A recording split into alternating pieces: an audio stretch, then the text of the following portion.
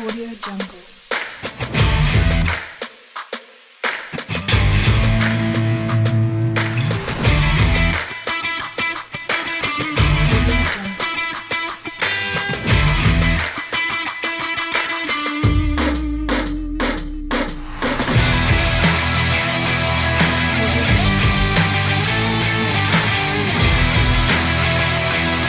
Southern California, good evening, and welcome to another edition of the SoCal Supreme Sports Show.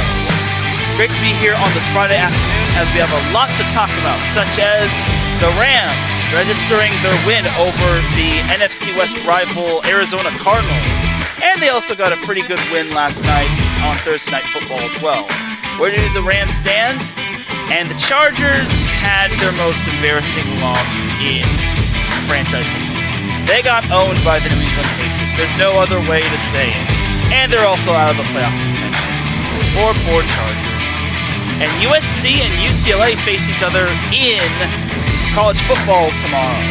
Will the Trojans be able to cap off their undefeated regular season run? Or will the Bruins play spoiler? And also, we have San Diego State men's basketball undefeated, and we have San Diego State football playing BYU coming off of its first loss against Coastal Carolina. Also, we have Lakers and Clippers kicking off the NBA preseason, which I'm not too big on, but hey, the Clippers actually had some other big news as they signed Paul George to an extension. How much was it, and how long is he going to stay at Clipper? All that and more here on the SoCal Supreme Sports Show. This is Teran Rodriguez bringing you another edition of the SoCal Supreme Sports Show here on IE Sports Radio, your direct feed for all that is sports.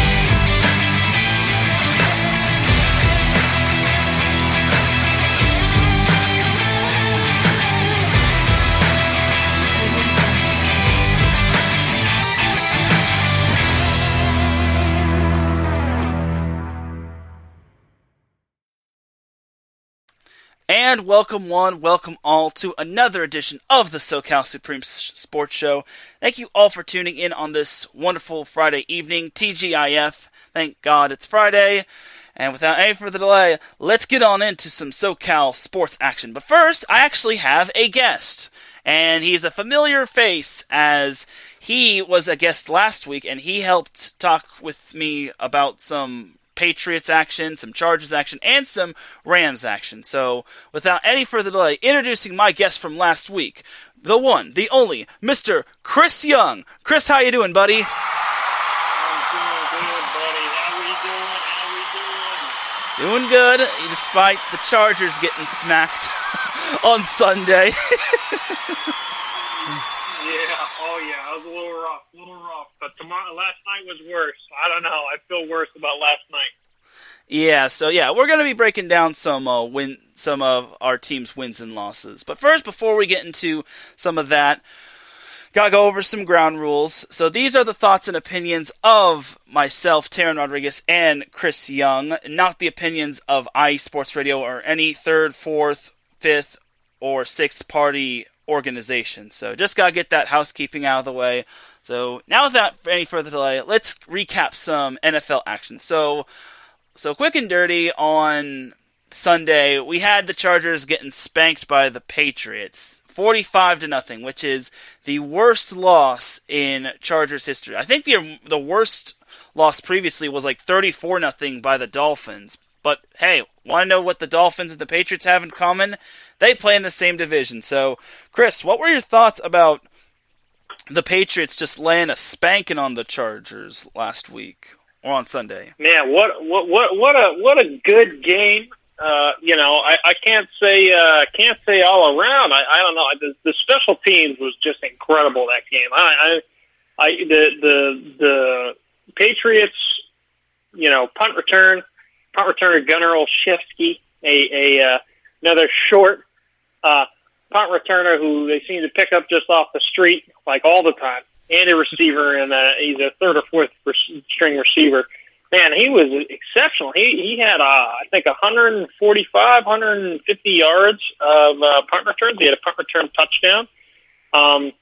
Just the special teams was killing it. Yeah, that's something you can tell with the Patriots. Is they are going to take away your strengths, I think I said that last week, and Herbert actually didn't really swing it as much as I thought he was going to. I really thought they were going to give him a lot more latitude with being able to throw the ball.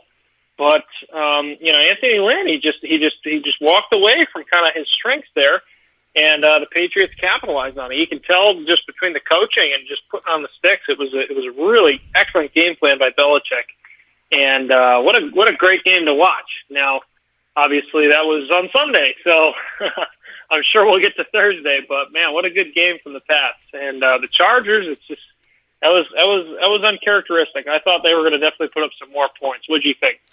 Yeah, I didn't see the game because I was covering a local college men's basketball here in Southern California.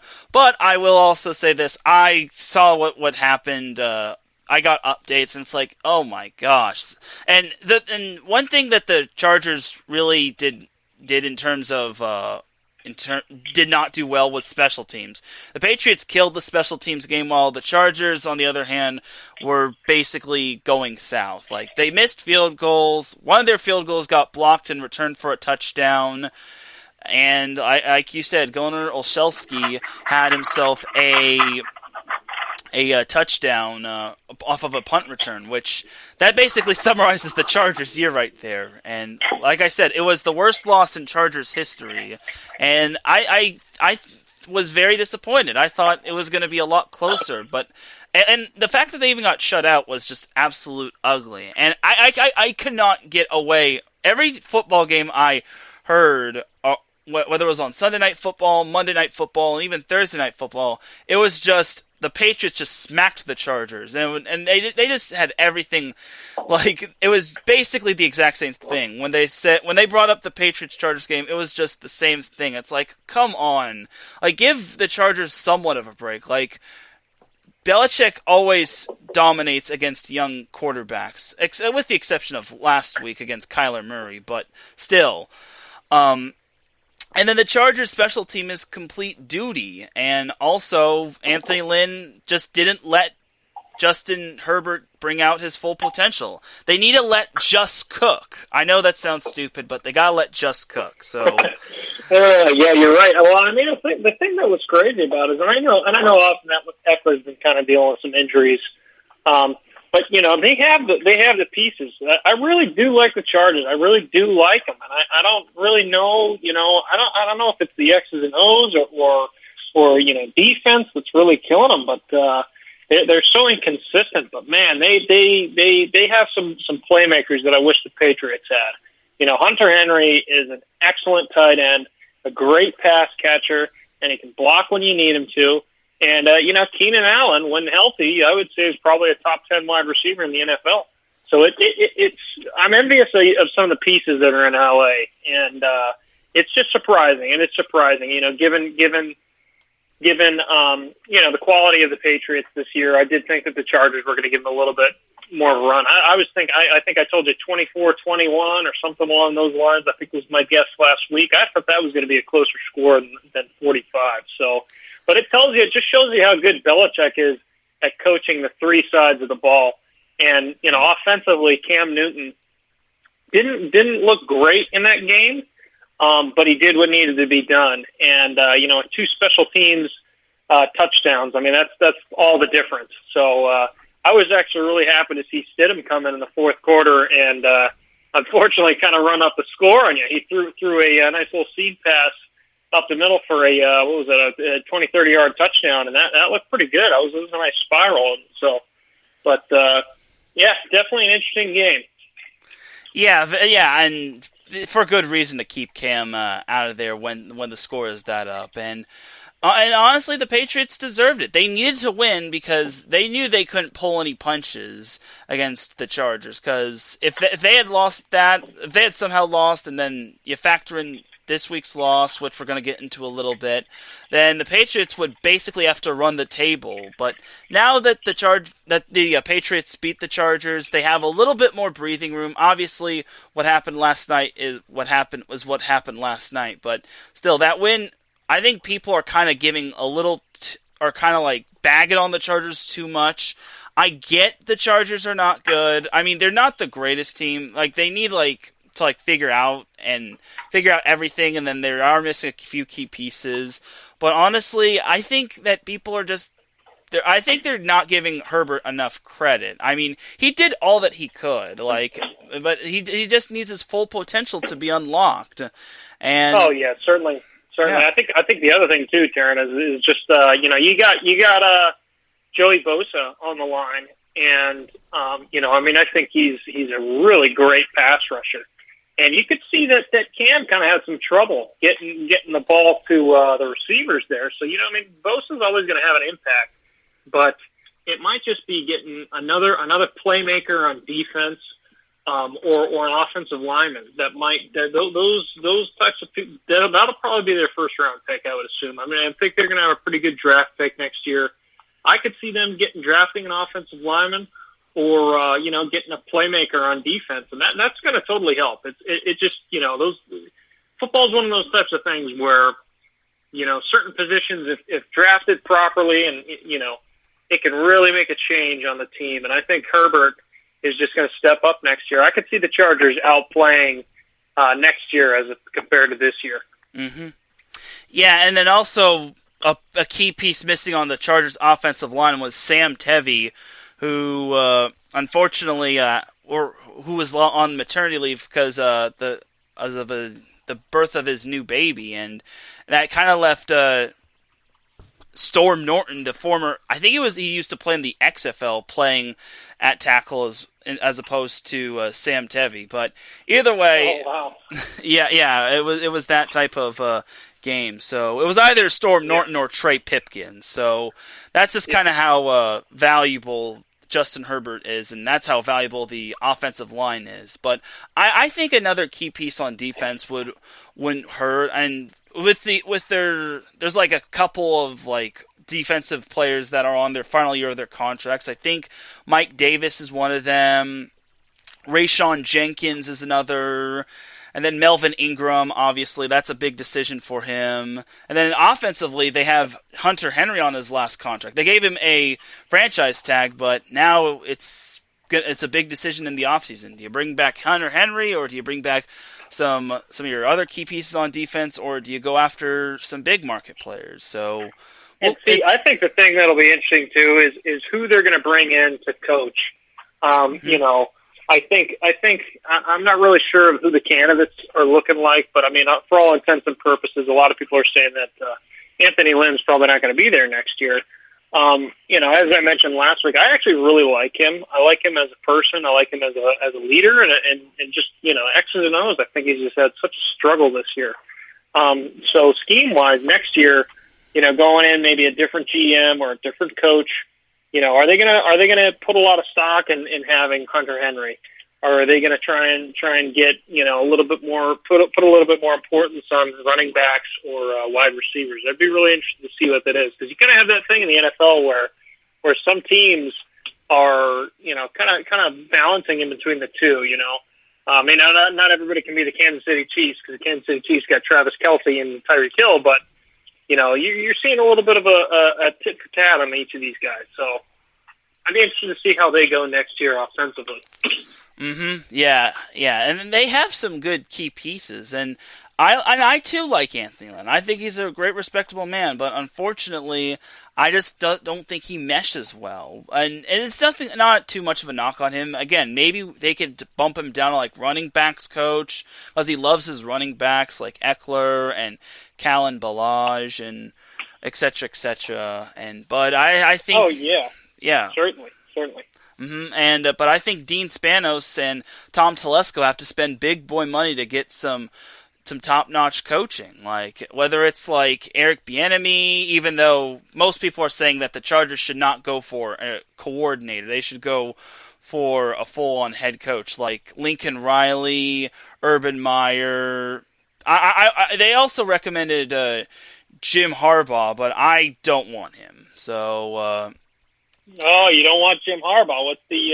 Why don't you want Jim Harbaugh?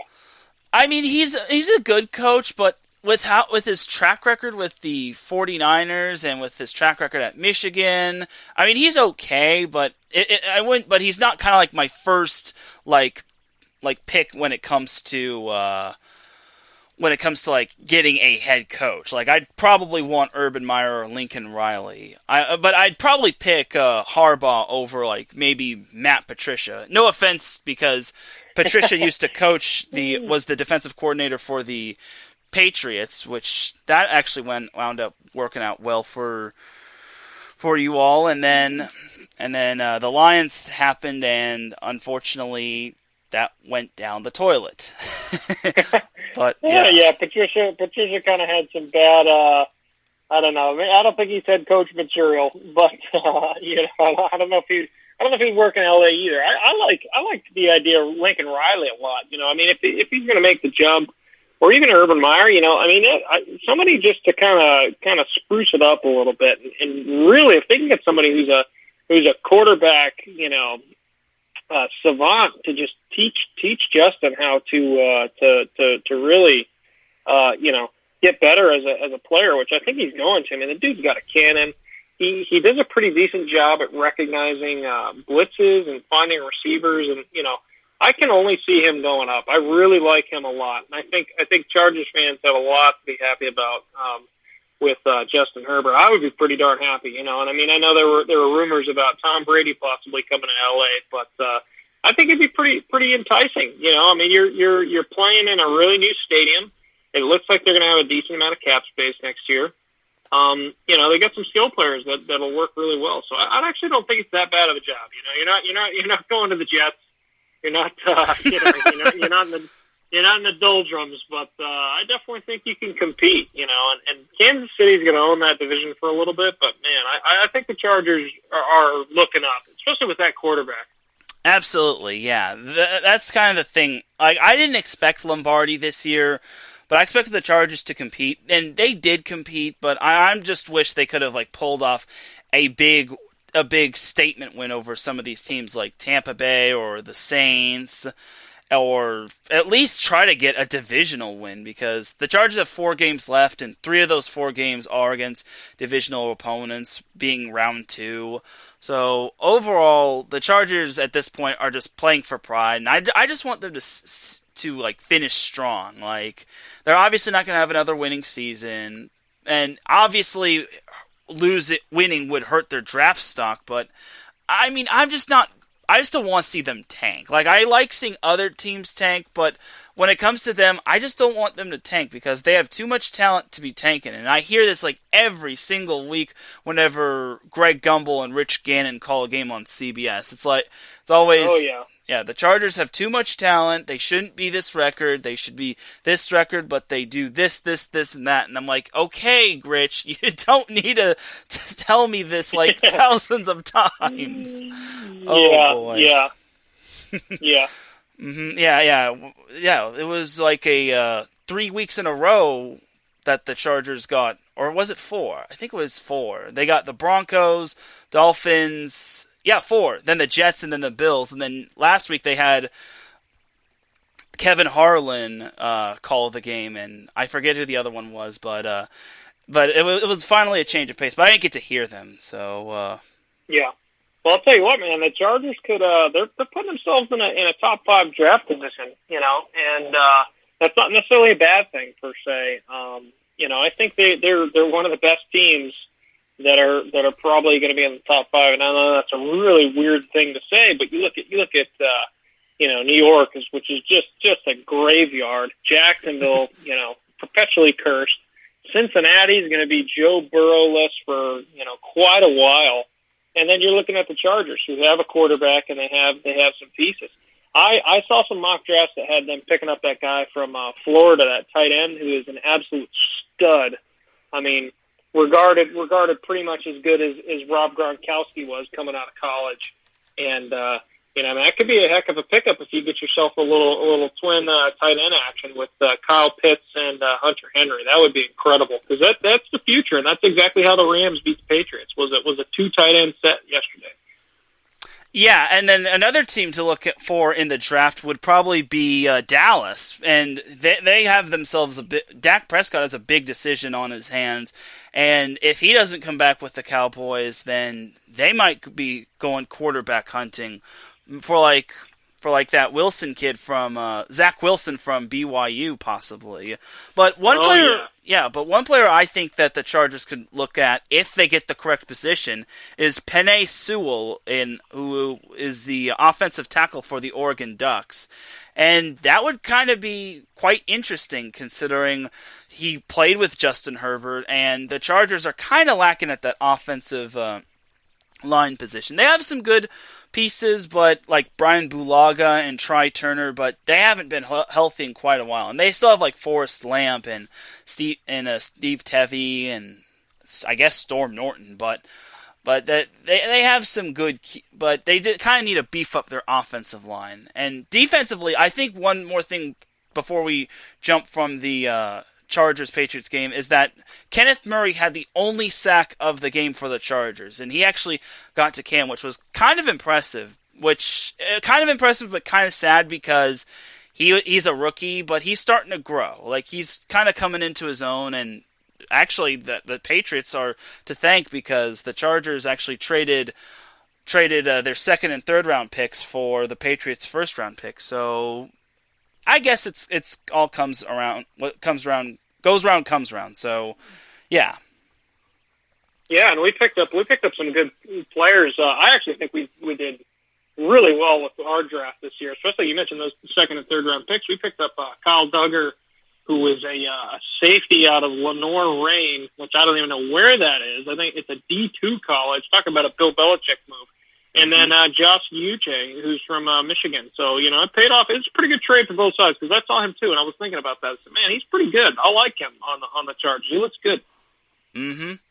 Yeah, and I think both teams benefited well. So, obviously the Chargers are looking toward the future, but the Patriots are still in the hunt for a playoff spot. And we'll move on from the Chargers-Patriots game, and we'll jump to briefly to the Cardinals-Rams game. Long story short, the Rams beat the Cardinals. I believe it was 34-24. I predicted 38-28, so I wasn't overly far off. I was just off by 4 points between each team. But the Rams basically got off to a sluggish start, but then they got back together, and then they basically came back and won. And they got some help from the Giants, who beat the Seahawks, which was quite crazy. So now the Rams were tied. So at the moment on Sunday, they were tied with the Seattle Seahawks for first place. So now let's fast forward to Thursday, where the Rams played the Patriots, and unlike Sunday's game between the Chargers and the Patriots, I actually got to see this one because I was still just chilling at home, and it was on primetime TV. So long story short, and I'm sorry to do this to you, Kris, but the Rams basically led from start to finish. So I know. Yeah, so Kris, you want to give us your thoughts from the other side on what happened with the Patriots? Oh gosh, I don't even know where to start. I don't know what the worst part of it was. You know what I felt like the whole time, the whole game, and this is one big observation, was every time the Rams ran the ball, they got positive yardage. I don't think I saw a play in the backfield or a sack. I'm sure that I think the Patriots did have 1 or 2 sacks in the game, but man, every time that guy Akers ran the ball, a rookie from Florida State, it was ridiculous. He looked like he was running downhill. I mean, it's straight from the opening kickoff. It was just incredible what that kid was doing, and you could tell the Patriots are missing the run defense, and Sean McVay pulled a little reverse Uno on Bill Belichick, and he played to his strengths. And Jared Goff didn't have a great game, but what they did is they did those 2 tight end sets, and they ran the football. And there weren't a lot of big passes or anything from Jared Goff. It was just don't turn the ball over that much.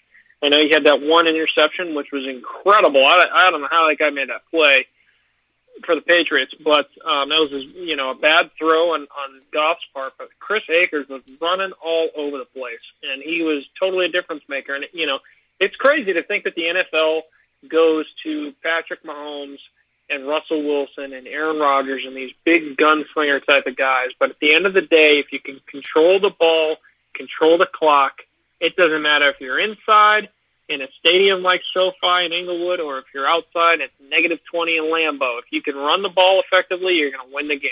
It's crazy. Isn't it crazy that happens? It's 2020, and Patrick Mahomes can throw with a blindfold on. But if you run the ball, you'll be able to beat anybody. And the funny thing is about the Rams-Patriots game was I was actually on a primetime face-off on yesterday's show of 3 and Out with a Patriots fan and Larry B, and I highly recommend checking out that show to everyone. But I was on the 3 and Out, and I was facing off in a little debate, but against a Patriots fan, and I said I don't think the Rams should run the ball that much. I think they should go to the air game and have Cooper Kupp come up big along with Robert Woods and Tyler Higbee and maybe Gerald Everett and maybe even Josh Reynolds and Van Jefferson. But they totally dominated the run game. I was like, oh my goodness. And the thing about the Rams run game is that it was basically Todd Gurley. But then when they released Todd Gurley, who's now playing for the Falcons, the big question mark was who's going to be the running back. Was it going to be Darrell Henderson? Was it going to be Malcolm Brown? Or was it going to be this rookie running back in Cam Akers? It feels like we now have our answer on who's going to be the leading bell cow, and Cam Akers has just been phenomenal for the Rams, and I think he could be in a position to get Rookie of the Week this week, unless Justin Herbert decides to dethrone him. So, Cam was really good. I was really impressed with how he ran the football. Mm-hmm. That was pretty awesome. Yeah, and the thing about the thing that almost happened with the Patriots is that the Patriots were almost shut out in the first half for the first time since 2016 when they played the Buffalo Bills. I don't know if you knew that, but I saw that and I was like, oh my gosh. Luckily, Nick Folk came in and said, Folk, yeah, we're not going to let that happen. So, yeah, that's a good one. Yeah. That's a good one. But that was pretty much the only points that unfortunately came for the Patriots because I don't know what happened, but the Rams defense just shut the door on them when Cam was ready to pass. I think that was kind of the big thing for the Rams. They had to force Cam to throw the ball instead of like passing the ball, and that one key play that kind of swung the momentum was that pick six from Kenny Young. I didn't even know who he was. I'm like, Kenny Young? Like, they have cornerbacks such as Jalen Ramsey and then Troy Hill, who had a pick six last week. But this guy, Kenny Young, pops out of nowhere and takes it to the house, and it's like, oh boy. And here's the thing about the Rams. Yeah, go ahead. I was gonna say, one thing that I mentioned about Kenny Young is he looked real good in that game. He looked real explosive, and just in regards to like Cam Newton, it was just the one thing that I felt. I don't know if you noticed this, but when he passes the ball, it just seems like his trajectory is off. It just kind of seems like when he throws the ball, it has a really, really downward kind of follow through on it. And I know Cam Newton's a big dude, tall guy, but when he throws it, those mid-range passes of his, they just seem like they go right into the ground. I don't know if that's him following through on the passes a little much, or if it's his shoulder bothering him. But man, those passes are just all down. The darts just downward, and it was really frustrating to watch because it seemed like he had the receivers in good spots, and he needed them where they needed to be, but he just missed them. Yeah, and I just felt he didn't feel comfortable other than like running the ball, and that's kind of the thing about Cam that I like. He still has it in him within his legs and whatnot. And by the way, one thing I was about to say was that the Rams have now registered a pick six in 3 straight games, which is the first time they've achieved that since I think 2001 or 2003. So that's kind of another Snapple fun fact. I'm just spewing out Snapple facts for you all. So yes, yeah. So, but that Rams defense is quite something. Like that. Oh yeah, that's the thing too. Is I think a lot of people were kind of giving them. They weren't really putting a lot of stock into the Rams. They knew they did well against the Cardinals, but playing the Patriots, regardless of what the Patriots' record is, if you can stop them, it's impressive, and it's something worth noting. So the Rams are pretty serious now. I really think that the Rams might be a legitimate Super Bowl contender with what they did to the Patriots. I definitely agree. And the thing about the NFC, and I think we both agreed on this, is that the NFC is wide open this year. Like, there's no clear-cut winner. I mean, the Saints are the Saints, but when it comes postseason time, they kind of revert back into their shells. Green Bay isn't really, I'm not too fully sold on because they've had some questionable losses. The Rams are kind of up and down. The NFC least is the NFC least. The Bucks are good, but they're not perfect. That's for sure. The Seahawks are obviously have Russell Wilson, who's cooking, but he can only take them so far, considering that defense is so flimsy. The Cardinals and Vikings are still in it. They're kind of battling out for that final spot. The Bears are still in it, but they're on a bad losing streak. The 49ers are still in it, but they're banged up. So the NFC is not fully decided yet, and neither is the AFC, obviously. But I will say this: I think that NFC is wide open, and whoever comes out of that will make it very interesting when it comes Super Bowl 55 time. So, I'm definitely interested to see how each team is going to finish. So. Oh yeah, absolutely. Mm-hmm. I really do think that the Rams, it's something to be good and happy about in LA. I really do think the Rams are I think it's probably Saints-Rams in my opinion. Granted that the Green Bay is playing really well, but I think the Rams, just the difference maker that they have is Aaron Donald. Aaron Donald is an animal. That guy can change football games, and if the Rams can get some home games or whatever it may be, especially if a home game, or if they're playing away in the NFC Championship game in New Orleans, you can really, really change some games. I think Aaron Donald is an exceptional defensive, force. So I think he could be the X factor going into the last couple of weeks this year. Mm-hmm. I totally agree, and Aaron Donald has definitely stepped up his game. And most people, I think, thought the Rams were going to have a little bit of a down year. I admittedly thought that the Rams were going to have a down year, and then they were winning games left and right. Granted, most of their wins have come against the NFC East, but for the most part, they've proven they can hang with some of these other teams, other playoff-bound teams, such as the Seahawks, They hung tough with the Bills, the Patriots, the Bucks.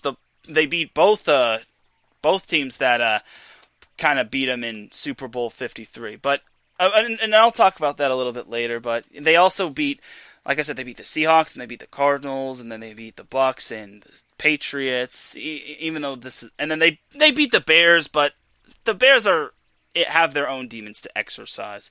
So Kris, obviously the Aaron Donald post-game interview where he said it felt good to get a little revenge or something along those lines.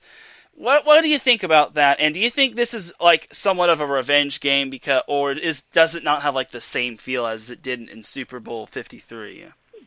Man, you know what? Aaron Donald can talk about all the revenge he wants.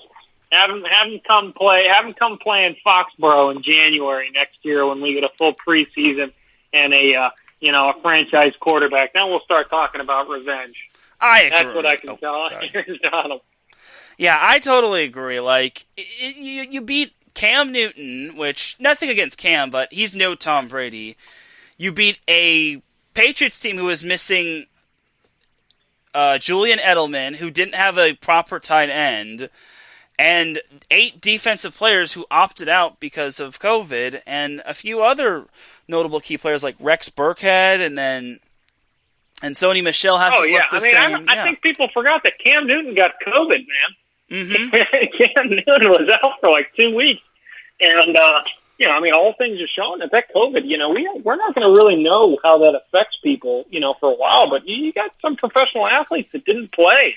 Mm-hmm. Because of them contracting COVID and having problems. I mean, even with the Boston connection, we had our our ace this year, Eduardo Rodriguez, didn't play, contracted COVID when he was home in the Dominican Republic, came back to spring training, and ended up not playing because he had a heart condition from the coronavirus. So, we're not going to know what it does to people, fully. But, he did have COVID. He lost 2 weeks of development, and he didn't play any preseason games. So, a lot of people here in Massachusetts and Boston are calling for Cam to be gone.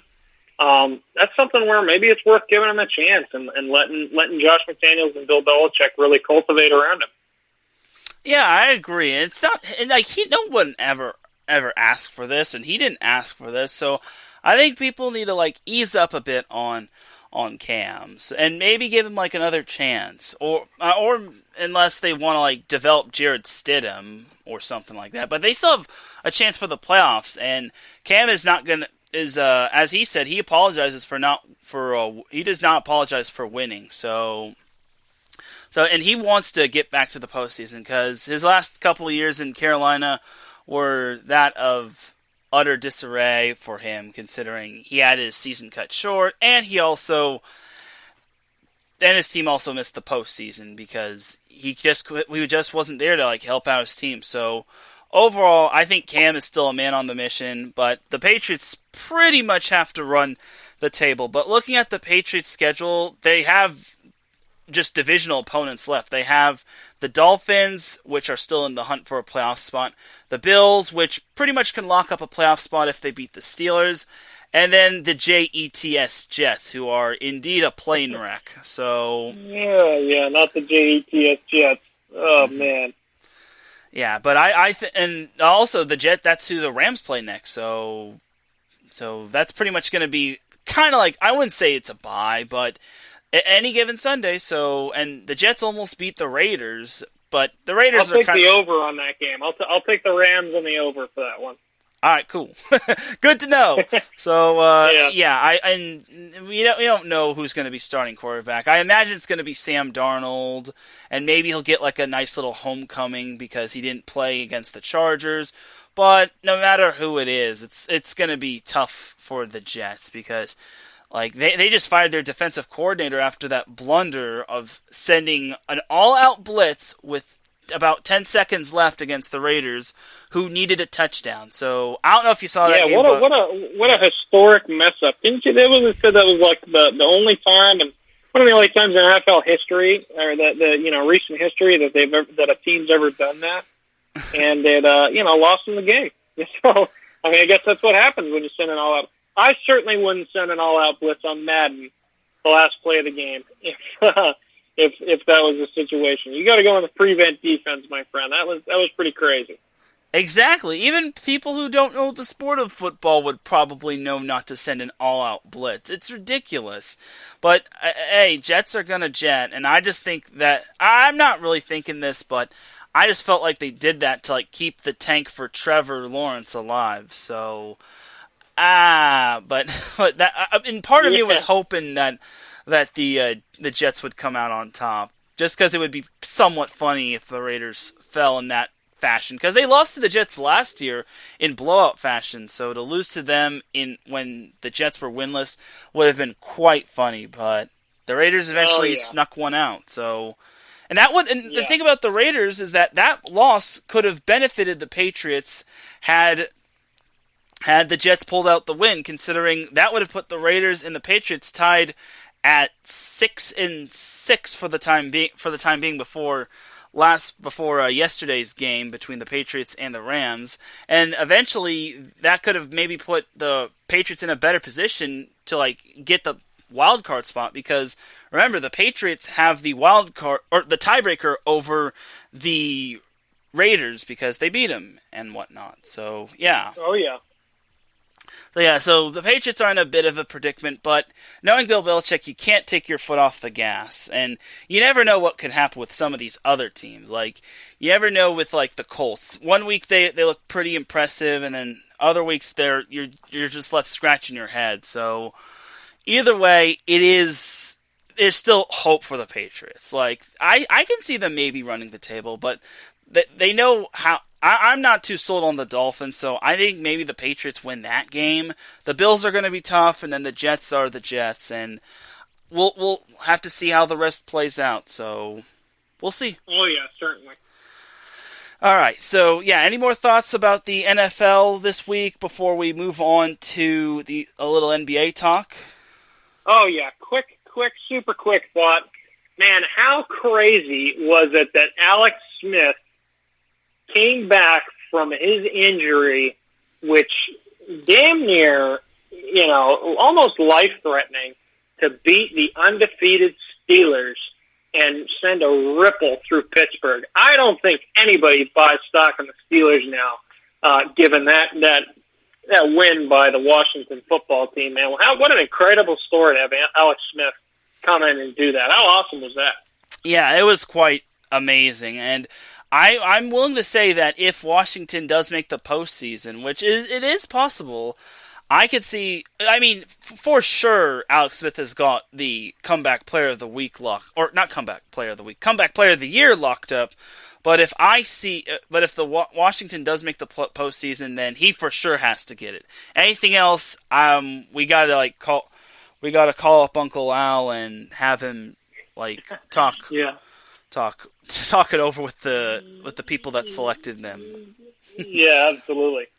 Yeah, but yeah, that was an incredible victory for Washington and for Alex Smith. For them to do that against Pittsburgh is just quite amazing. And I think and I'm pretty sure it was on the road, if I'm not mistaken, or was it? Oh yeah. Yeah, oh yeah. Yeah, it was on the road, and it was just it was an amazing thing. It was just, it was at Heinz Field, and not a whole lot of teams that fall behind by 14 come out to live to tell the tale that they've won. I mean, there was the Chargers a couple years ago, but they kind of lucked out because the Pittsburgh Steelers at the time were just a basic, straight up soap opera, which was just having turmoil all over the place in terms of Antonio Brown and Le'Veon Bell. Even Big Ben had some turmoil. So that's my little spiel, but that was a great little tidbit that you just added, and that was an incredible victory for Washington. So maybe the NFC least isn't so least after all. Yeah, absolutely. All right, so now let's get into some NBA action, and so obviously our teams are playing. The Lakers are playing the Clippers, but the Lakers are sitting out Anthony Davis and LeBron James, and it looks like the Celtics are not playing today in terms of NBA preseason games. According to the schedule, where it doesn't look like they're playing for a while. They don't play until Tuesday when they play the 76ers. So Kris, how excited are you for the NBA to come back, and what are you looking forward to in terms of the Celtics? Oh man, I'm pretty stoked about the NBA coming back. I had a really good feeling about the Celtics, in the bubble. Doesn't it feel like the NBA is coming back really soon? I know they played all the way into September, but man, it feels like it's coming back really quick. Mm-hmm. I'm excited about the Celtics. I really want to see what Jason Tatum does because he was pretty much on a tear there before the bubble started, and if he can get back into a rhythm like that, I think he's stepping his way up into the top 10 in the NBA, no doubt about it. Him, Jaylen Brown, Kemba Walker's not going to come back till January. I'd love to see what Tristan Thompson does on the Celtics. I'm really excited about this season. Oh yeah, indeed, and I think the Celtics are they're kind of my top dark horse to win the East. I think the East in general is wide open. I think that one team can win the East, and I think that there's no clear-cut winner, especially with what happened in the bubble. We had the Bucks, who everyone thought, they're going to make the finals. Nope, they lost to the Miami Miracle Men. And then the Celtics knocked off the reigning champs, and that was pretty much that. And the Celtics gave it their all against the Heat, and then unfortunately it just wasn't enough. So, but the West to me, I think, is pretty much going to go through the Lakers and maybe the Clippers and the Nuggets and whatnot. The West is pretty much loaded, and there are some newcomers that could be on the horizon as well. So, speaking of the West, speaking of the Western Conference, Paul George just recently signed a 5-year, get this everybody, 5-year, I believe it's $226 million extension with the Clippers. And I don't know about you, Kris, but honestly, I'm a little iffy on this one. Like, to me, like $226 million. Anthony Davis had that same deal, and he had only $190 million. Paul George gets that, and he gets that much more than Anthony Davis? I'll tell you what, brother. I think Paul George is capping. I think him saying that he's going to retire a Clipper and getting that kind of extension that's crazy, man. I don't know. That's crazy. I mean, hopefully he lives in L.A. as opposed to Kawhi, who's still living in San Diego.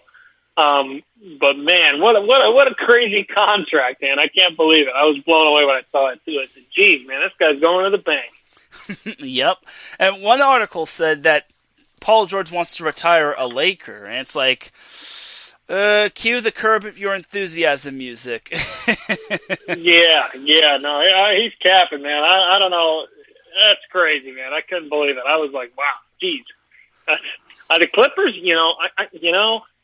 I don't know, man. The Clippers, if they have a bad year here in a little bit, I don't know, man. I don't know what they're going to do. I mean, if this year doesn't go well and they're not, the second team in the West or competing against the Lakers, I think there's a possibility they get rid of Kawhi and really, kind of blow it up and build around Paul George. I mean, they're going to have to now given that extension, but geez, man, crazy. Oh, yeah, I agree. And this kind of makes me, and with how much the Clippers gave up to get Paul George, they need to get a championship. They need to win a championship or at least make the Western Conference Finals, or win and make the finals in general.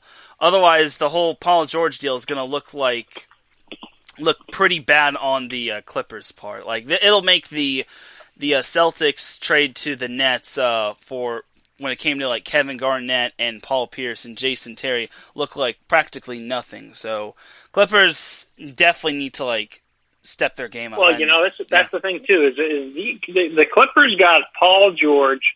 Well, the Thunder picked up Danilo Gallinari, Shai Gilgeous-Alexander, and 7 first-round picks. Mm-hmm. Now, granted, first-round picks are not as valued in the NBA as they are, another football. But I mean, if the Clippers have a bad year and you're getting those Thunder picks in the lottery, man, that's wild. I mean, I cannot believe they gave up that much for Paul George. Paul George he's a good player when he's on, but if you look at all his metrics in the clutch, I mean, he's just not that good. I mean, I don't hate him, but man, I think they could invest around somebody else other than him. Yeah, and I think the Thunder are set for the future. The Clippers pretty much are set for the next 5 years or the next few years until Kawhi becomes another free agent. But honestly, again, it's pretty much championship or fail for the Clippers in their years with Kawhi, Paul George, Lou Williams, and everyone else. Well, when are they getting that new stadium out in Inglewood? I want to say it's maybe around 2021. I'm not entirely sure, but I want to say it's around there. So, I was going to say there is a world in which I see the Clippers going into a new stadium and being a mid-level Western Conference team. There is a world in which I see it.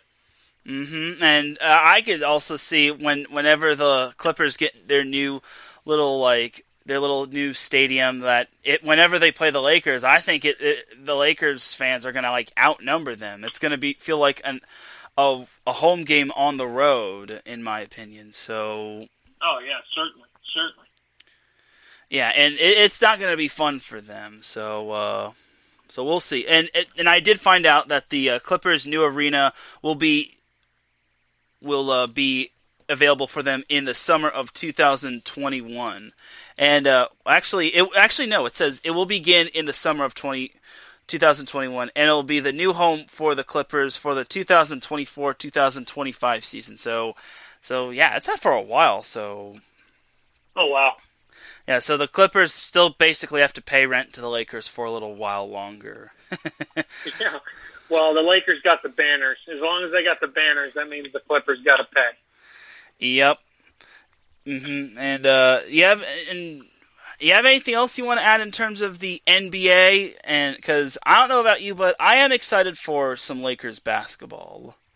Oh yeah, I'd be excited for Lakers basketball too. Those guys, man, they got better more than they got worse. I will tell you that. LeBron James is an animal. He is just so good. He's so good, and Anthony Davis is so good too.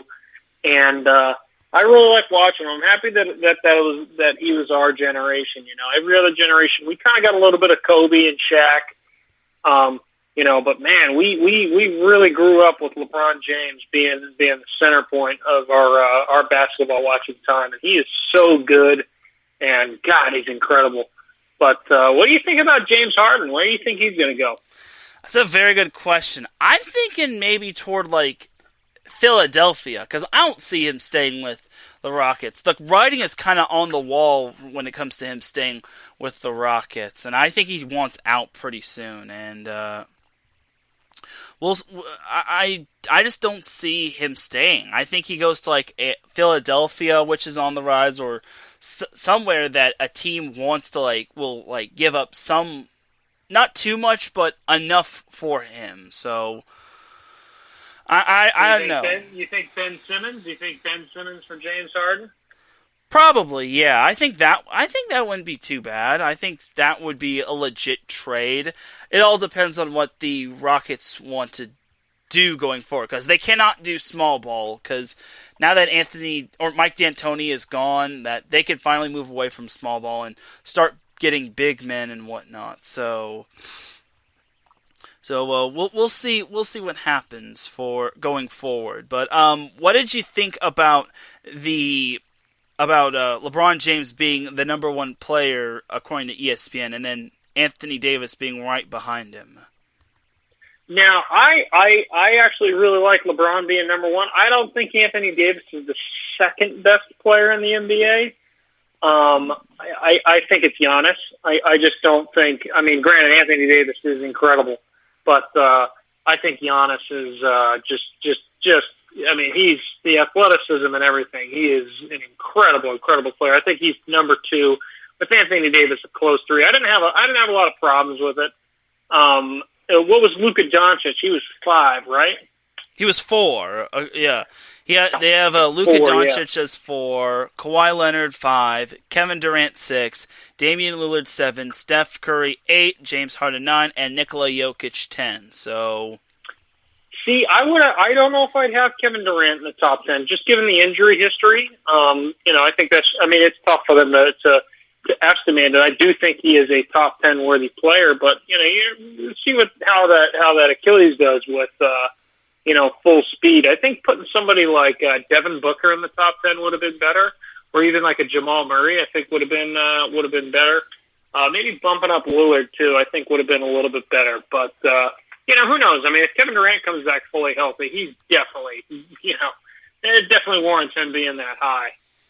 One player that actually just missed out on the top 10 was Jason Tatum. He was number 11, and I think he probably could have snuck into that top 10. I think we could see him like maybe in front of KD, maybe move KD down to 11 and then move Tatum up to 10 and then move the others up one spot. So, but overall, oh yeah, dude, I'm excited. I'm excited about Jason Tatum. He is so good, and I am so happy that he signed that extension with Boston. Man, I am so excited because I feel like as long as I've been a Celtics fan, we have never had a long wing who can score 25 to 30 a night ever. We've never had that, and I am so excited.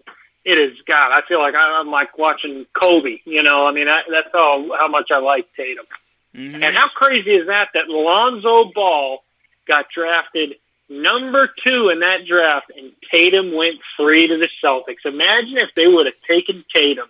How crazy would that have been for the Lakers? Yeah, it would have definitely been crazy. But I also kind of wonder if the Lakers never had that Lonzo Ball turmoil, like, would they have ever gotten LeBron James? Like, it's just something that kind of passes my mind, because with this whole Lonzo deal, like, and without Lou Williams also getting traded away, because he wasn't trying to tank back when he was with the Lakers, like, if Lou Williams was still with the Lakers, would the Lakers eventually still have Anthony Davis and LeBron James and then everything else happening? That's still the $1 million question that nobody will probably answer, but we'll see. Oh yeah, certainly not.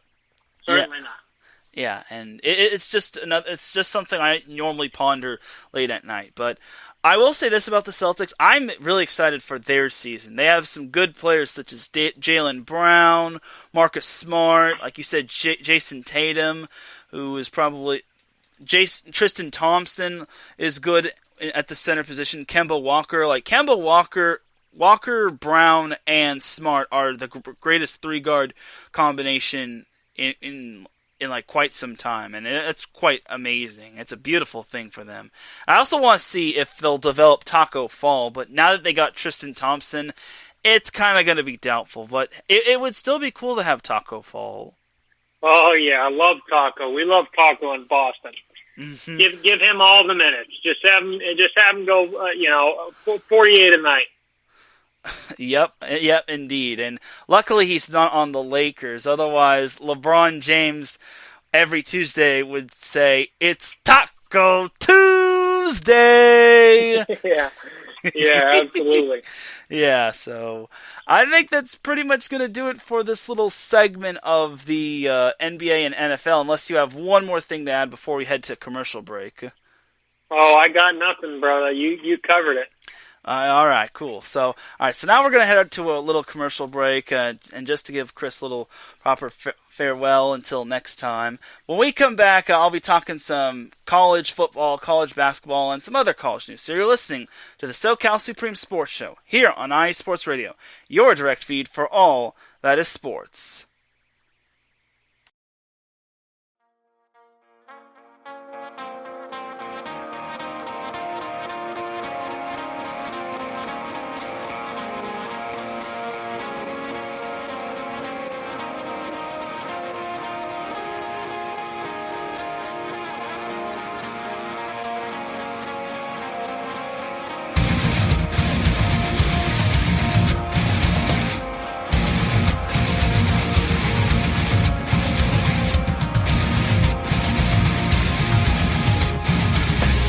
Hey sports fans, do you like wine? Well, we've got the show for you. This is Let's Wine About Sports, a show where we talk about wine and sports simultaneously. From the classic Cabernet Sauvignon all the way down to the grapes that you've never even heard of before. Oh yeah, we cover it all. And we'll talk about a little bit of sports as well. Football, hockey, collegiate, women's sports, it doesn't matter. We're going to talk about it all, and we're going to whine about it all. So join me Monday at 8 p.m. on IU Sports Radio, your direct feed for all that is sports.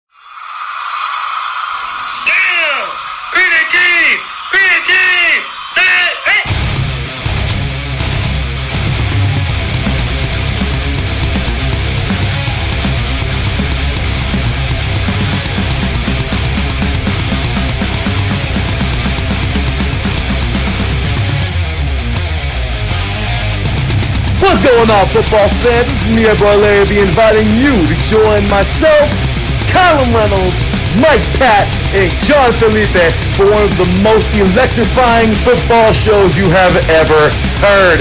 3 and Out, right here at IE Sports Radio. Recap of the week before, a preview of what's to come, and of course, 3 hardcore head-to-head prime-time face-offs each week. You don't want to miss it.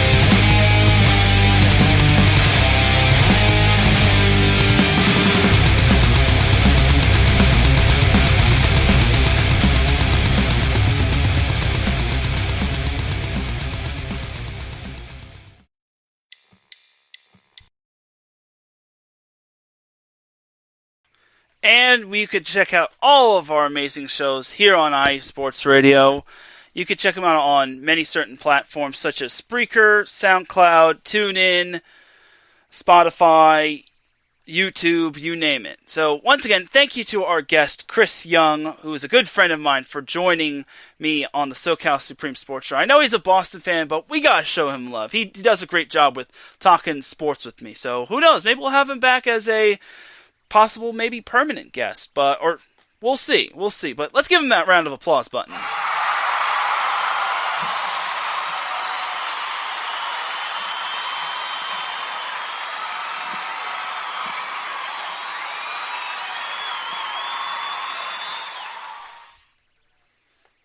And thank you, audience. I definitely do appreciate it.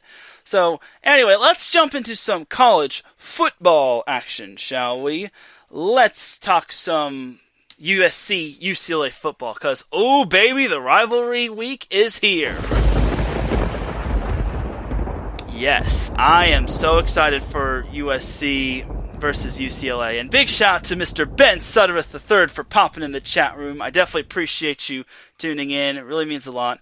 Alright, so let's talk some USC-UCLA football action. So, here's the thing about USC versus UCLA. This is obviously a rivalry game, right? But for USC, it means a whole lot more for the Trojans. They need to win this game in order to clinch the Pac-12 South. Now, there's another way they can clinch the Pac-12 South, but for purposes of momentum and purposes of confidence and going into next week, they need to win this week, because UCLA has improved. They have improved, and honestly, I think that team could give the Trojans some troubles. And there was a little uncertainty for USC before they played Washington State. I was thinking, oh my goodness, this Washington State team could possibly be a trap game, and then USC was like, nah, we'll just score 28 on you in the first quarter and then just distance ourselves. And shout out to Andrew Hagenbaugh for popping in the chat room. Appreciate you for tuning in.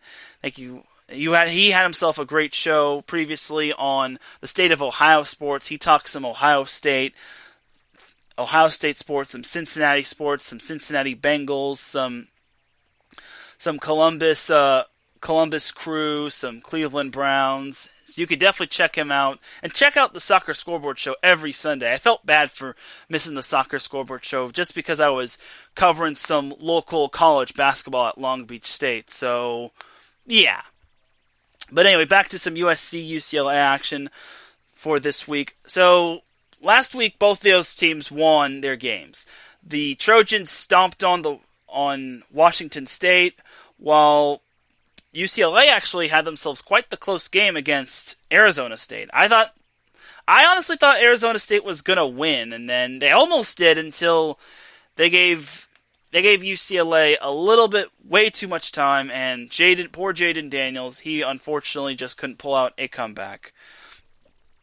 Which is a bummer, but that kind of showed Arizona State's rust, because honestly, I think that without any I think Arizona State didn't play for the past 3 weeks. And honestly, I think Arizona State could have, if they had like a game or two under their belt, I think they maybe could have beaten UCLA. But that just goes to show you how good UCLA has been. It's a testament to see how UCLA has been the past few years under Chip Kelly. And for the first time ever, they're above 500 for the first time in the Chip Kelly era. So let's give them a round of applause. Okay, it's not that important. Sorry. I might have pissed off some Bruins fans, but big shout to Christopher Lemon, who just popped in the chat room. He is our co-host for the Extra Mile, and he does a great job. And Andrew says it's all good, and he appreciates my support, and I got you too, Andrew. So, okay, and also, and one more thing is that San Diego State won their game against. San Diego State also won, but we don't care because they're not going to be playing in the... And they only beat Colorado State, and they're not going to be playing in the Mountain West Conference Championship, so... Sorry, San Diego State, but I'll be talking about them in a little bit more. So, UCLA versus USC. So, here's the thing. I think this is going to be a really good game. I think it's going to be a very competitive game between the Trojans and the Bruins. Like, throw out the records because both these teams are on their A game. The kickoff is supposed to be at 4:30 p.m. It's going to be played on ABC. USC is a 3.5-point favorite, but here's the thing about USC. They've looked better than they have been in their two most recent games. Like, USC, compare the Arizona games to Washington State and Utah. They look so much better. Obviously, they have not scored a touchdown in the third quarter, but they don't. Against Utah and Washington State, they kind of have been distancing themselves in terms of like kicking field goals. And their new kicker, I think his name is Parker Lewis. He's a phenomenal freshman kicker, and he's going to be a great kicker for the Los Angeles Chargers. If the Chargers ever get to him. Because the Chargers really do need a good kicker. Okay. Moving on from that. So, on that note, there is something I should also mention, that USC kicker, or former USC kicker now, Chase McGrath, who played football at Mater Dei High School in Santa Ana, California, has unfortunately entered the draft portal, the transfer portal, meaning his days at USC are done. I guess he had like some sort of nagging injury, but then I guess Clay Helton decided to go with Parker Lewis over Chase McGrath, even though Chase McGrath did hit that game winner over Texas that one year. I want to say it was like 2017, I want to say. But there were so many good memories of Chase McGrath. And then he also had like a season-ending injury. I think he's had like 2 season-ending injuries, if I'm not mistaken. But either way, I do feel for the poor guy. I hope wherever Chase McGrath goes, he does well. So I wish him the best going forward. So anyway, as for the situation at hand, we have UCLA versus USC. So I will say this for UCLA. UCLA is not going to win the Pac-12 South, unfortunately. And I mean, their hopes of winning that, unfortunately, kind of got axed when they lost that heartbreaker to Oregon when they didn't have DTR. But DTR is back, and he will be able to he is available, and he is back and playing QB for the Bruins. So here's the thing. USC has a 59.4% chance of winning, according to ESPN. As one player that USC really needs to bottle up is Demetric Felton. This dude is a freaking Tasmanian devil. The dude has 578 rushing yards. He has 5 rushing touchdowns. And this dude is he's a senior, and he wants to go out on top, obviously. And I think he's going to make a great running back. I don't know if he's better than Joshua Kelly, but this dude is a freaking, like I said, he's a daredevil. He's a Tasmanian devil. So I expect Felton to get a whole lot of carries. Also look for DTR to throw the ball to Greg Dulcich, who is also a SoCal product. He's from Glendale, and he's the tight end for the Bruins. So as for USC, I'm not sure who, in terms of rushing yards. Like USC has a lot of talented running backs, such as Marquise Stepp. They have Stephen Carr, who I don't think is who is not related to Derek Carr. Then they have a bunch of other running backs, such as I don't even know how to pronounce his first and last name, but either way, USC has had some injuries, but I also did hear that all of their players in quarantine have come back. So they're pretty much COVID free. No one's got COVID, and I think they might have everyone. I'm not so sure about their running backs. Like, I think with they need to get a good running game going. Like, if they can get Stephen Carr back and Marquise Stepp, I think that could be a huge difference maker for the Trojans going forward. And I mean, Caden Slovis looks pretty good. He did have one little scare for USC this past week as he kind of got his hand. I think his hand was cut because he fumbled the ball, and then God bless that guy. He was able to get the ball back before the defense recovered it. So I don't expect this injury to be too serious, but I think Caden Slovis will be just fine for this Saturday's game against UCLA, because if UCLA, because they need him at full strength. So, and it looks like he's a little bit more comfortable. And one of his favorite targets he loves to throw to is Amon-Ra St. Brown. Like, he threw 4 touchdowns to St. Brown. St. Brown didn't even have a single touchdown before Washington State. Like, he led USC in receiving yards, but he had no touchdowns. He had no receiving touchdowns, and then they already got 4 right off the bat. So it's quite amazing. And Amon-Ra St. Brown is just a freaking amazing. So, Kris says he doesn't really pay attention to football outside the SEC. Has USC recovered from the death penalty? Yes, they have recovered from the death penalty, and they should be. They are thanking their lucky stars they don't have to play Alabama, because at first I thought it might have been something to play Bama, but unfortunately for USC, Bama was probably going to take him to the shed because they have so many playmakers and whatnot. And yeah, so but to answer your question, yes, USC has recovered from the death penalty. They're probably going to be getting another one soon, though. Whenever, but at least they pretty much have to avoid. They get to avoid playing in the college football playoffs. So there's that. So anyway, for USC, it's kind of they need to have their running game at full strength. They have this running back, and his name is Veve Malepeai.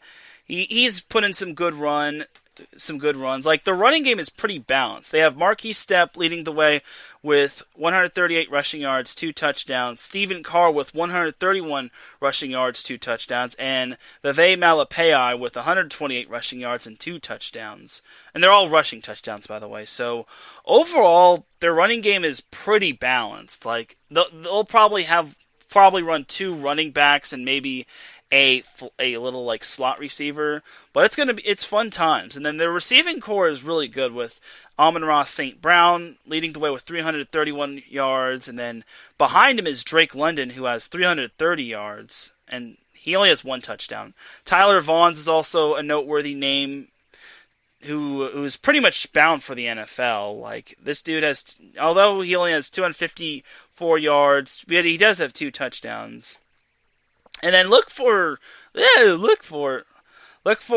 Eric Commonhoke, to the tight end, to get some good looks for USC, and I think that's probably their secret weapon. I think that's who they might go to to like fake out the UCLA defense. So we'll see how it goes for USC, but I really think this game is going to be close. Like in the past, USC has won somewhat convincingly, but I think this year it's going to be a little tighter, and I think this is going to have the true feel of the UCLA-USC rivalry game. And I think last year, if I remember correctly, I didn't see the game last year, but I do remember that it was a high-scoring affair and that USC was able to pull out the victory because they're USC, and they needed redemption after their blunder back a couple years ago. So, but again, this is a huge important game for USC. If they win, they are guaranteed to be in the Pac-12 tournament. But if they lose, then that might not be good for them. So, here's my prediction for USC-UCLA. It's going to be a high-scoring affair. I don't want it to be a high-scoring affair, but I got USC beating UCLA 42-31.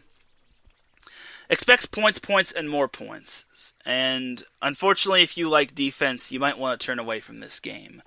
But I think it's going to be an exciting game between these two teams, and expect fireworks. The over-under 64, by the way, so I probably should have chosen something a little bit better than 42-31. So, so we'll see how it goes. But another scenario for USC to win the Pac-12 South would be if Colorado were to lose to Utah in the Rumble in the Rockies. Here's the thing about Colorado. They've been good this year. They're currently ranked. However, I think that Colorado can get exploited by Utah. Utah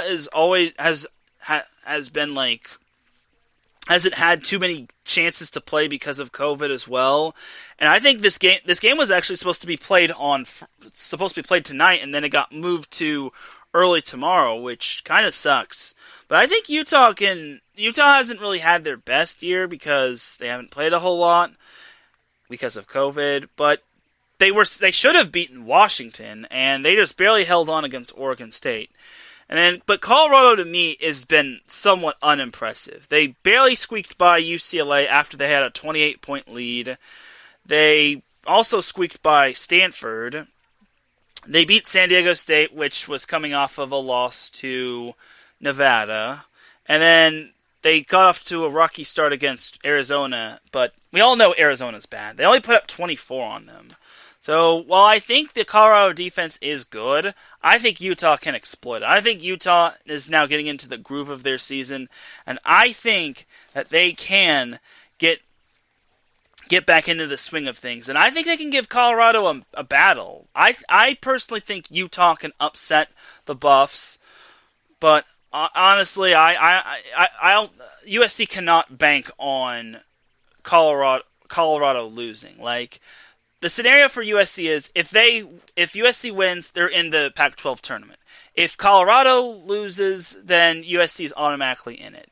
But if USC loses and Colorado wins, then Colorado's in, and all the Buffs fans will be able to sing and dance while USC enjoys another season. USC fans enjoy another season at home watching possibly the Pac-12 South come up short against the Pac-12 North, because the North has won the Pac-12 tournament more times than not. I think the last time the Pac-12 South won the Pac-12 tournament was when USC won it back in 2016. I think that was against Stanford, if I'm not mistaken.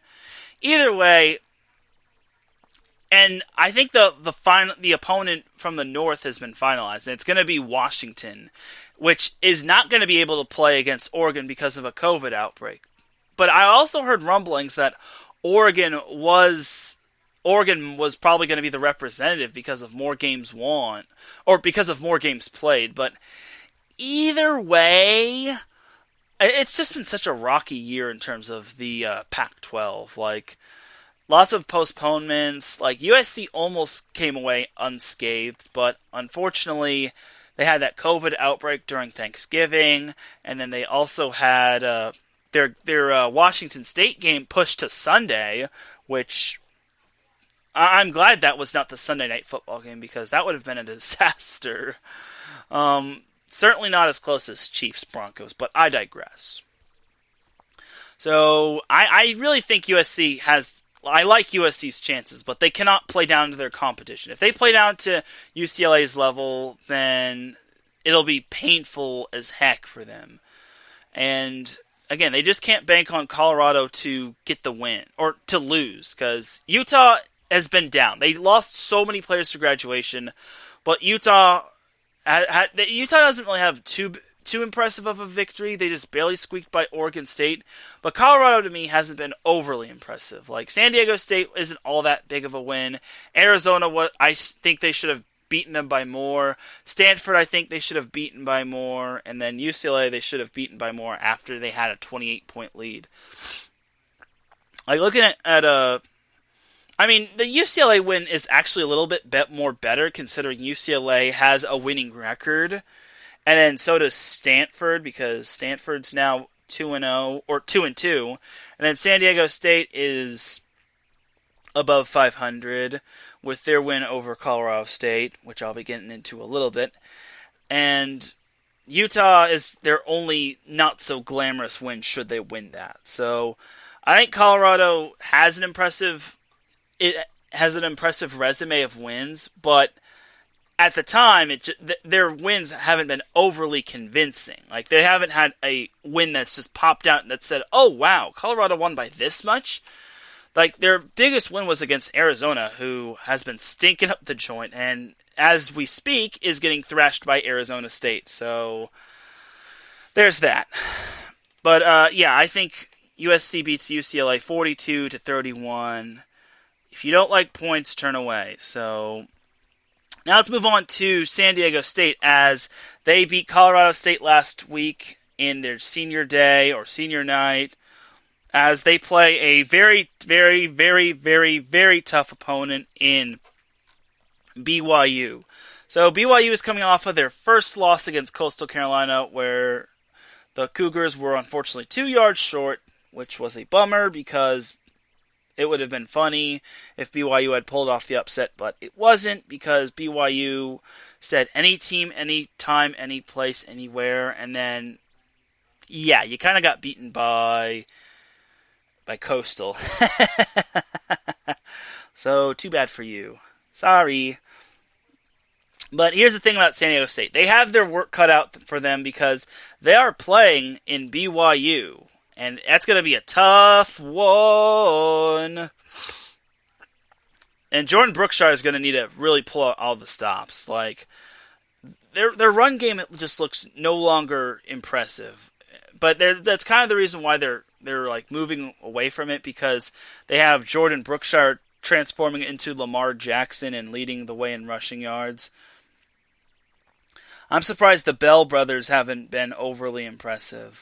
The Chance Bell only had 24 rushing yards, which was kind of underwhelming. And they only had 130 receiving yards on the day and only 117 rushing yards on the day against Colorado State as well. I mean, Colorado State's not good in any sort of way, and no disrespect to them.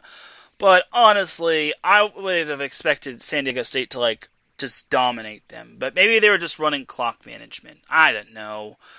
So, to me, this is going to be a very tough game for San Diego State. The Cougars are favored by 17 points. Honestly, I can't really sugarcoat this all well, but BYU is going to want to take their anger out on the Aztecs, especially for what happened last year. Last year, BYU lost to San Diego State 13-3, which was the funniest thing ever. It's kind of going to have to be, if San Diego State's going to win, it's going to be by their defense, because their offense looks super putrid. This is not the same San Diego State team that was picked to win in their little division and to make the conference championship. So yeah. I don't want to be overly mean to San Diego State, but I got BYU winning. I'll be nice to San Diego State, and I'll have them cover. I think BYU wins 30-14. I'll be nice to San Diego State, and I'll give San Diego State the cover. So there's that. But for the time being, BYU is going to win. But BYU ain't going to no college football playoff. So that's going to do it for the college football portion of the show. The NBA is up and running in terms of the NBA preseason. The Clippers and the Lakers play each other at 7 p.m. But I don't really care about the preseason because preseason don't mean squat, especially since LeBron and Anthony Davis aren't playing. So now let's jump into some NCAA men's basketball action. So let's recap all the way back from Saturday. Actually, no, let's recap all the way from Friday. So Cal Baptist beat SE Louisiana 83-66. Loyola Marymount beat Long Beach State in the Beach's season opener 85-61. And I covered that game, and it was pretty painful. So those were all the games that went on in terms of Southern California teams that happened on last Friday. So Saturday there were no teams, SoCal teams that played on Saturday. Sunday we had UC Riverside beating Denver 83-63. Long Beach State which rebounded and beat Seattle 80-75. I covered that game for the school newspaper, and it was a great game. Like, Isaiah Washington was a beast, and Chance Hunter stood out as well. But Washington had himself quite the game, and he had himself some big-time plays that helped Long Beach State get the win over Seattle. And they never trailed, so that's cool. Anyway, UCLA beat Cal 76-56. San Diego State beat Pepperdine 65-60. And that was it in terms of the SoCal teams, men's basketball teams on Sunday.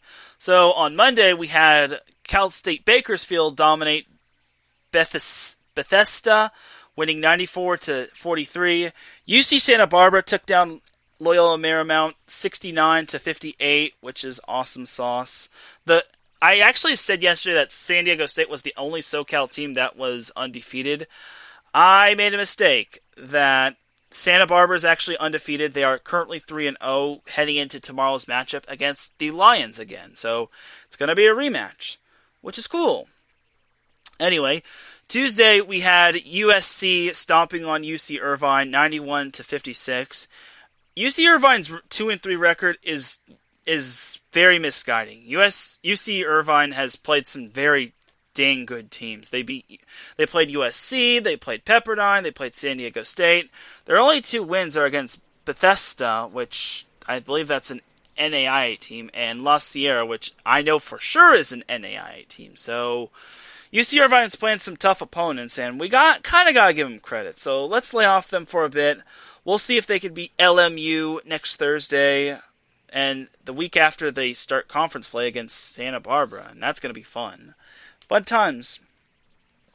That was the only Southern California men's basketball matchup that played that week.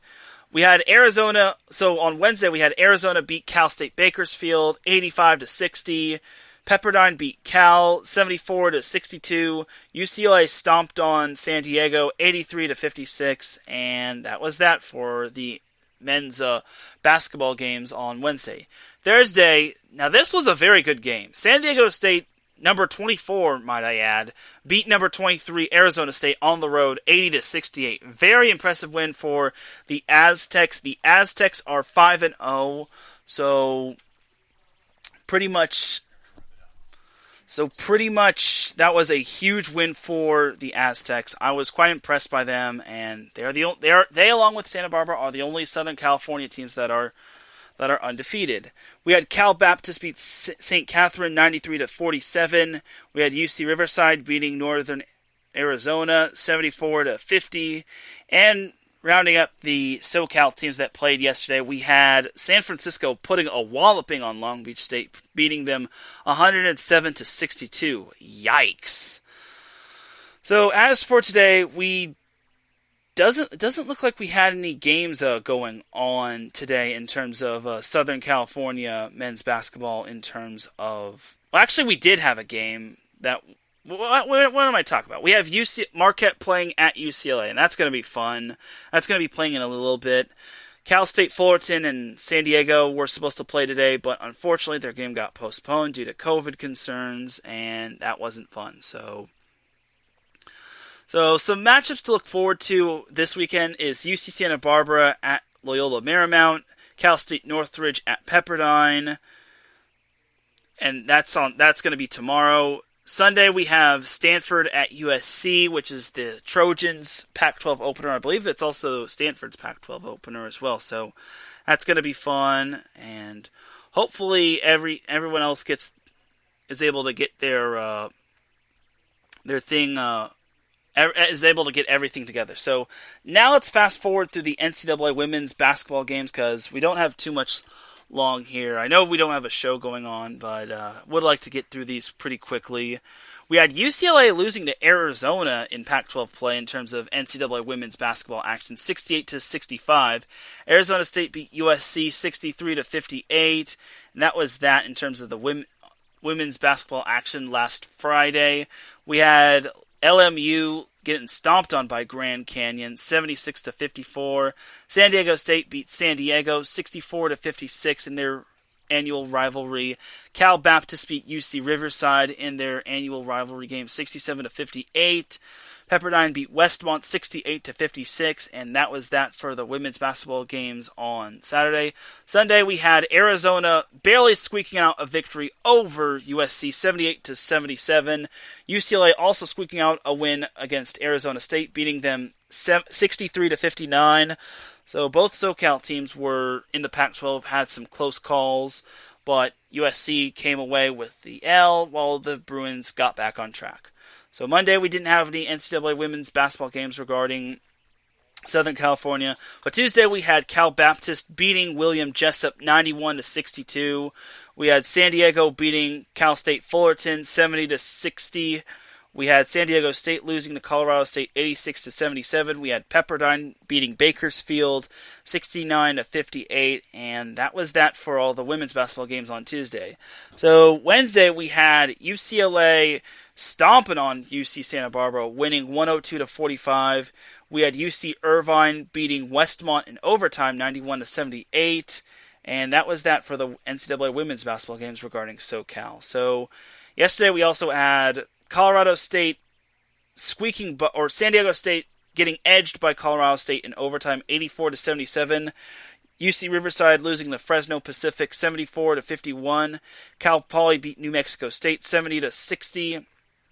And that was that. So currently right now we have Cal Baptist leading UC Santa Barbara 76-70. We have Bakersfield and Santa Clara tied at 16-16. San Diego beat San Diego Christian, which is an NAIA school, 98-56. And that pretty much wraps it up for the Southern California. Oh yeah, we had. Oh wait, no, that's not it. I thought that was UC Irvine, but it wasn't. That was someone else, so carry on. So, looking ahead to the schedule for next week, or looking forward to the next NCAA women's basketball games regarding any Southern California teams, we have Pepperdine playing New Mexico State. That is tomorrow. Then we have UCLA and USC playing each other in women's basketball on Sunday. So the rivalry continues. And then we also have San Diego State playing at Arizona State. We have San Diego State playing at home against St. Catherine. We have Bakersfield playing at home against Antelope Valley. And that's that. But I am looking forward to that USC-UCLA game. Like, USC needs to get on the board in terms of the Pac-12 ASAP. While UCLA is looking to keep its firm grip in terms of being ranked, so we'll see how it goes. But I think that's pretty much going to do it. But one more thing I do need to make note of before I wrap up. The Big West Conference announced that its fall sports, which is men's and women's cross country, men's water polo, I think it was men's water polo, not women's water polo, men's and women's soccer, and then women's volleyball will not be participating in any fall sports, which is quite the bummer.